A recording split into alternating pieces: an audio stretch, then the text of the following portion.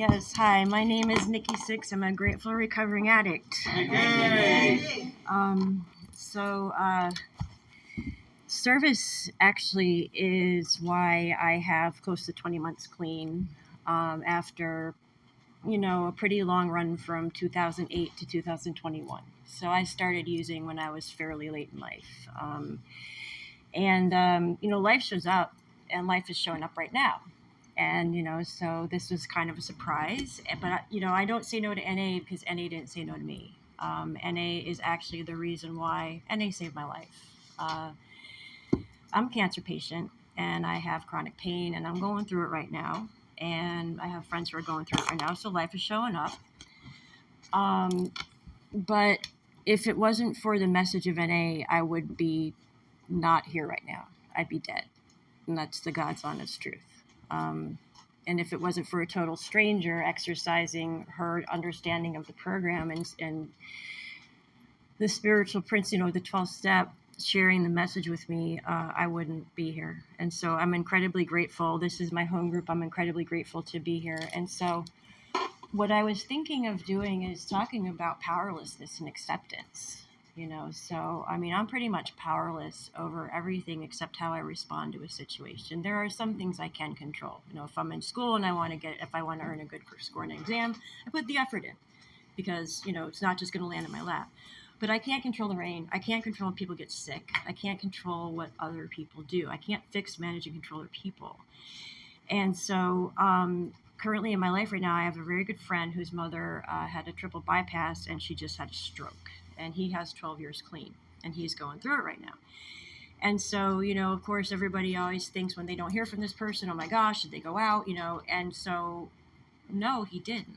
The program is strong. And I think, the community is part of why the program is strong because we reach out to one another in this program. This is a we program, This is the fellowship, right? The Fellowship of Narcotics Anonymous, a society of men and women for whom drugs have become a major problem. And so, we want to know about what you want to do about your problem and how we can help because we have the common experience of being addicts. Okay, so we introduce ourselves. My last name begins with an A. Your last name begins with an A. Your last name begins with an A, right? So we are a family of addicts who have one common goal. And, we have a desire to stop using. That's our requirement for membership. It's very simple, right? But in order for me to really I have a desire to stop using, right? But I had to become honest. I had to accept the fact that I was an addict. I had to accept it. I had to be willing to accept it. And, some of that came getting rid of the shame and what society would think about me. But, the shame was killing me. That was killing me. Not being able to accept it enough to own it.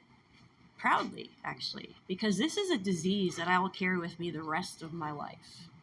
And, like a diabetic might need insulin, I need these meetings because if I stray away from these meetings and I don't hear and get infused with the message of hope and strength and experience of everybody in the room, clean time, it doesn't matter. Somebody with 1 day clean might be going through something that I'm going through, and I might have 1.5 million years clean, but divorce happens, illness happens. We all are human beings and we all suffer from the same things. We're human. These things happen. So, I'm powerless over my addiction in my life had become unmanageable. And so I'm powerless over, unmanageability would be right now if I were to give up nearly 20 months of hard won and earned clean time and went out and used to get rid of the emotional pain and the physical pain that I'm feeling right now. And it's very funny because I had a conversation with my mother today, and we don't speak as regularly as we used to. And we were discussing something about what I'm going through. And she said, don't get back into that stuff again. And I said, okay, because I don't want to give up what I gave up. And I almost copped a resentment for that. How dare you judge her? You don't know her. But I backed up and I said, Mom, I'm fine where I'm at.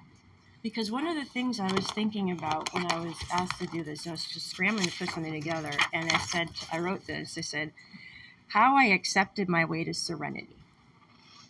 Okay, so the serenity prayer, I learned this as a child, but God grant me the serenity to accept the things I cannot change the courage to change the things I can and the wisdom to know the difference. And for me, the wisdom to know the difference is where I find serenity in the chaos, and I can sit there and go, I am okay with what is going on right now, because the only thing I can do is work on how I'm going to respond to it. So I can't, I can't change life events. I have to accept they happen. I have to accept what happened to me. I have to accept the trauma in my life. And you know what? I have to be open-minded and willing to take suggestions from others who've experienced similar situations. I don't know it all. And, probably knowing it all, self-medicating is what got me into this room to begin with, right? I thought I knew how to fix my situation by checking out of life, because life on life's terms was happening to me so much that I just got tired of being sick. So, do I want to systematically annihilate and kill myself willingly and knowingly with the substance I know is not good for me over and over and over again to fix something that I can't control? Pretty much no. And so there is something that's along the lines of that today, and it's the spiritual principle of the day. And it's like a Chair's Choice speaker meeting, so I kind of cobble together, and it's inspired to understand. We begin to understand that other people have real feelings, and we are capable of hurting them if we are careless, and that's out of It Works How and Why, Step 9. So active addiction causes us shame, and shame feels lousy. We learn to shut down our feelings, to turn our backs up to our emotional well-being. Before drugs were a problem, they were our solution. Our preferred state, a drug-induced haze, made it easier to shut down those pesky feelings. When we get to NA, we start to feel better. We start to feel everything better. Early recovery can seem like feelings roller coaster that takes us from uncomfortable to exhilarated with every turn. Since numbing our feelings isn't a viable option, we take a stab at understanding ourselves and feeling the effects of the disease.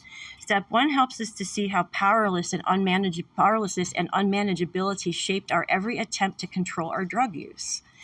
We begin to identify our feelings and verbalize our thoughts and emotions. When members nod and laugh in recognition as we share, we experience how good it feels to be understood. We are inspired to be more understanding and empathetic. We practice being thoughtful and kind, and others reciprocate. We gain an awareness of how our behavior affects others. We learn to practice discretion and keep our unsolicited opinions to ourselves at times. This is new. Where once we were careless, practicing and understanding calls on us to be considerate of others. We gain valuable insight as we inventory our behavior. Most of us find that we've been on both sides of hurt feelings. This brings our understanding of ourselves and others to a whole new level. We gain additional clarity in the amends process. We rally the courage and willingness to meet with people we have harmed, to own our mistakes, and to change our behavior. We apply the principle of understanding by moving through our lives with more care and concern. Because we're human, there will be missteps, but as members of NA, we have a process for staying clear and current. So I have a choice about my behavior today. I choose to be considerate of other people's feelings and my own emotional well-being. I will allow understanding to influence my actions. So it's kind of like encapsulated what I was thinking, like reacting to my mom and cussing her out. That wouldn't have worked, and I would have felt like crap, and then I would have had to turn around and, tell her I'm sorry. And if I let that kind of fester and become a resentment, that could lead back to some really bad behaviors. So I learned, and I had been raised this way, but in active addiction, I became lost, like I called it the white box syndrome. I didn't know up from down and just flying through a space. But that pause moment, my father got into it with me today a little bit, and I rarely ever speak with him, and he's in active addiction, and I come from a family of addicts on that side and some very tragic stories. And he picked up the phone, and I hadn't heard his voice in a while, and I said he sounded like he was out of breath, and he has some health problems. I said, "Dad, are you all right?" And I said, "Dad, are you all right?" "I'm fine, I'm fine." I said, "No, you don't sound well." And I was just like, all right, it hasn't changed. It hasn't changed. He's wherever he is, and I have to meet him where he's at. I have to meet him where he's at. So I can be concerned, and he doesn't have to understand that I'm concerned, but I'm okay with that. I just let him know how I was feeling. And that's something that I wasn't able to do before. So we're kind of breaking through. And that's taken a lot of patience for me, because a lot of us, instant gratification was the game, right? We want it all. We want it fast. When we say we are sorry and we say sorry, like we want the, oh, you're forgiven, or, immediately, so that we feel better, right? I want to feel better because I did something bad to you, and I want your permission, essentially, when you say, oh, you're fine. And so sometimes when we don't get that, oh, but that's really not how it works. I heard something today about when the principles of the program begin to be in your life without your permission. When you start to not be hurt by things, or you start to take that pause and you go, hey, when did that happen? And so there's just just so much stuff is happening. But in this whole process, I'm sitting here, and I said to my father today, I'm in this place where I accept where I'm at and where I'm going, because that's where I am right now. If I was supposed to be somewhere else, I would be there right now, but I'm not there. I'm right here. And so therefore, and some of these things maybe of my doing, and I have to correct that, but where I'm at right now, I'm okay with. I'm really okay with it. And I feel peace. The world is kind of a little bit crumbling around me right now in terms of people's health and relationships, but I feel peace. And that is because of doing the work I've been doing for the last 20 months down here. Service brings me great joy. It's the one place where I feel like I'm doing something useful, and I don't need people to say thank you to me. Even opening a door for a complete stranger, gratitude in action. Yeah, if we all, and that, gratitude in action, and I can't, if I keep what I have and I don't give it to you, what happens? We hit a wall. And like there's a whole bunch of people from different backgrounds in this room. Addiction doesn't discriminate. We are a community that, our common welfare should come first. Personal recovery depends on any unity. We all need each other in order for this to work. I need you just as much as you need me. No matter what, even a hug or a hi, how are you doing? Recognition. Those are priceless. They're priceless in this program. Complete stranger, a newcomer, knowing your name, saying, you walk in there, hey, how you doing? You go, oh, you know who I am? Wow, that's amazing, because we come in here like this. At least I did. And now I'm sitting up here doing this, and it's amazing. Because right now, one of the things that I feel gratitude. Just gratitude. I'm grateful. I'm bursting with gratitude inside right now. I may not look like it, but my heart is racing, and I'm breathless, because I think about it. 20 months ago, I was going to go to hospice, or I was a terminal addict. I was dying. So gratitude. And just because of you guys, every time we see a medallion, we talk about, this is for you. Just as much as it's for you, more than it is for me. I mean, it's for all of us, because without this meeting, without people opening these doors, without people taking time out of their lives, these meetings wouldn't happen. And we do it because we love it. We do it because this program saves lives. Absolutely. So how much, let me see where I'm at here. And I know what.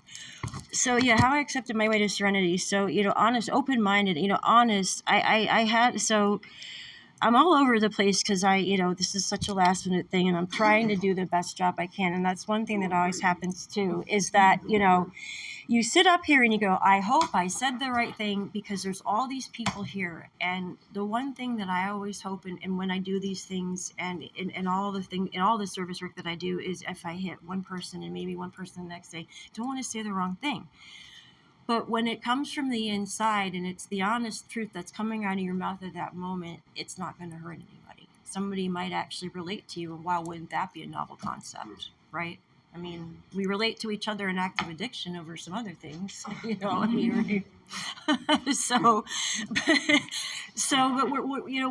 we feel, because this is a position of vulnerability, and humility. I'm no better than anybody in this room. Clean time doesn't, I'm one bad decision away from picking up. And did I ever have that heart racing moment about picking up these last couple of days? Absolutely not. Because I knew that if I even had the remotest, I'm not going to call my mother and my father, that would probably not be a good idea yet. But I can pick up the phone and I can make a phone call to even somebody who's on a list that I have that's 20 months old, and they're going to possibly pick up that phone, and I can say, hey, I just really need to talk right now. And so picking up that phone, how heavy is that phone? We don't want to pick up the phone, right? We don't want to be vulnerable. We don't want to accept that we need help. So if I don't pick up that phone and ask for help, somebody might be picking up the phone to tell them that I'm in trouble. That's a heavy phone. This is not heavy when you're asking for help, but this is really heavy when you have to notify somebody in your community that somebody has perished to the, they're a casualty of the disease of addiction. And I know in my life that phone was heavy when my family had to be called because I was in the hospital in terminal condition. When in fact I possibly could have been courageous enough to dial those numbers and say, hey, I need help, I want to use.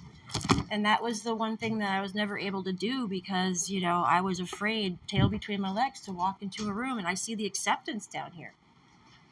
Welcome back. Welcome home. And that's what we need is that, it doesn't matter. You're home. You're here. I'd rather you be here and feeling a little bit jumpy about it than being out there and getting messed up. Absolutely. And, we sometimes have an empty chair here and in some meetings and just, to remember that those who have actually perished are brothers and sisters. I have a whole family load of them. And it's a bracing experience when you think about it, because all these empty chairs, one empty chair, there's probably 10 other people who could be sitting in that chair. And there's millions of people who that chair actually represents. And it's staggering when you think about it.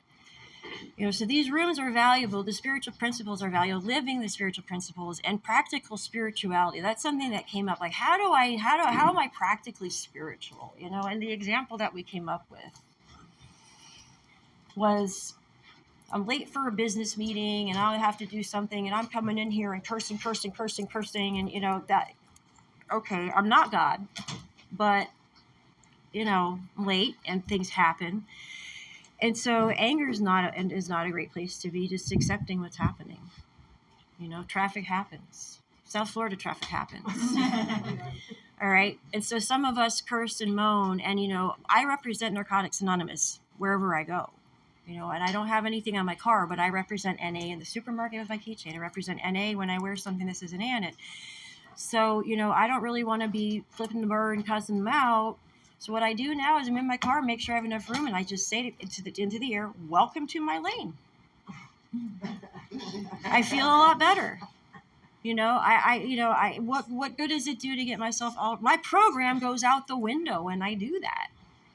I get myself riled up, and then likely, and we talk about gratitude, we talk about humility, and we talk about all these things, and, we think about how do we make the world a better place. Okay, so we learn a lot of things about there, and this is a program, for me at least, where at the end of the day, I can go to bed at night, I can put my head in that pillow and know that I did the best possible job to the best of my ability that given day, and that I have a chance to wake up tomorrow and do it all over again, and I have a chance to reflect on the things I did. It doesn't have to be at night, it can be all day long. I can say something out of turn and then go, oh my gosh, I should not have said that. Call that person right away and say, I'm so sorry I said that. That's also accepting that I said something, and I'm humble. I can apologize, and then I don't have to have that chaotic feeling in my stomach, and I can live a life of peace. All right. Or if I lie about being late, let's say, I've heard examples. Oh, I called and said I'd be late, but I was actually messing around with my phone. And I turned around and said that because guess what? That one white lie almost gives me carte blanche to start telling bigger ones. And I lie my way into using it again. So this is I can take stock in my day and say, all right, my inventory, how am I doing today? How am I doing versus yesterday? Where's my growth? What have I done today to improve my program? Where is my spiritual barometer? Where am I in my life? Am I complacent? It's another horrible one. I don't ever have this. This is not I got this. This isn't, I can do this. Because if I sit here and say, I got this, I've been there with the I got this is, right? Landed me in the ER a few times with seizures. Oh, I got this. Oh yeah, I've got 30 days. I got, oh yeah, I'm feeling, no, because I am going to need this for the rest of my life. I can do this every single day, just for today. I can do this to the best of my ability. And that ability will grow as I sit in these meetings. I do service work. I discuss my program with other addicts. I get their input because that ability will grow as I understand and I gain an understanding of the program, other people's experiences. Again, it's a we program. If I just sit there in a corner, I'm not really growing. My program stagnates. My airplane's going to crash, Stall warning. Pull the nose up because you're starting to neglect your meetings. You're starting to not do your work. You're starting to become angry and withdrawn. And so what's next? Around the corner. That relapse really happened long before the relapse happened. So, doing the inventory and just not being afraid to come in here and share a burning desire. Not being afraid to come in here and just say, I'm hurting, I feel like using, I feel like hurting somebody else. Rather you do it here than actually go out and execute what you're thinking of doing. Get the words out, because you know what, when you say, the one thing when you say something becomes something, it's a declaration. I write it, it's a declaration. I say it, it's a declaration. I hear it. Okay, now it becomes real. If I just sit there and I think about it, oh yeah, but if I say, I really want to use today, I'm having a horrible day. Now there's a bunch of people who are actually hearing that, and they're going to want to maybe have you out for coffee, call you later on, see how you're doing.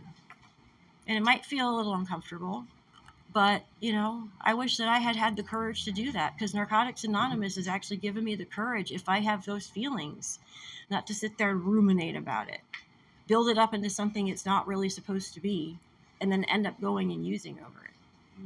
Now I can close the refrigerator door when the ketchup bottle jams it and understand the ketchup bottle is jamming it, because I'm clean-headed instead of freaking out because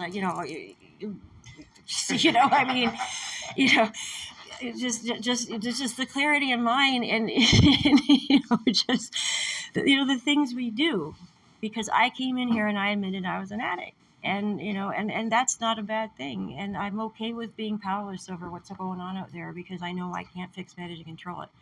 I'm on a planet that's spinning really fast, and if the brakes went on, it would not be very pretty, honestly. So, and that's what our unmanageable programs feel like, when you're running your own stuff and you're being selfish and you're not sharing. And not willing to do the work, because some of this work is hard, right? You really get vulnerable.